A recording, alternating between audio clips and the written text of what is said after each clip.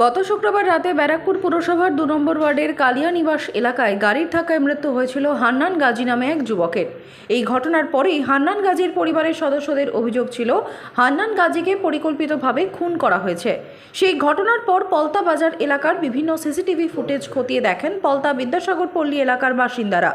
সেখানে বেশ কয়েকজন স্থানীয় যুবককে চিহ্নিত করেন তারা, কিন্তু ঘটনার পর থেকেই যাদের সন্দেহ করা হচ্ছিল তাদের কাউকেই আর এলাকায় দেখা যাচ্ছিল না।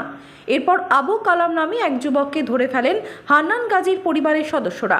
ঘটনার খবর পাওয়া মাত্রই নোয়াপাড়া থানার পুলিশ এবং টিটাগড় থানার পুলিশ ঘটনাস্থলে পৌঁছে একজনকে আটক করে। এদিকে ওই দিন রাতের ঘটনা বলতে গিয়ে আটক ওই যুবক জানান,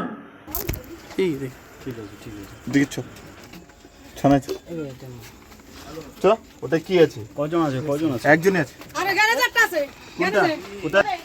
ঠিক আছে, আপনার ওই করুন, অসুবিধা নেই। কোথায় ছিলি ভাই অ্যাক্সিডেন্টের দিন? হ্যাঁ হ্যাঁ, তুই গাড়ি চালাচ্ছিলি? তাহলে কে চালাচ্ছিল? আমি গাড়িতে বসে গেম খেলছিলাম। কে চালাচ্ছিল গাড়ি? গাড়ি মনে হয় রাহুল চালাচ্ছিল। ওই গাড়িতেই ধাক্কা মেরেছে? হ্যাঁ। ইচ্ছাকৃত? না, ইচ্ছাকৃত না, আমি তো গেম খেলছিলাম, তো তারপরে আমাকে বললো যে এরকম একটা একটা আওয়াজ পেয়েছিলাম, তারপরে দেখলাম যে এরকম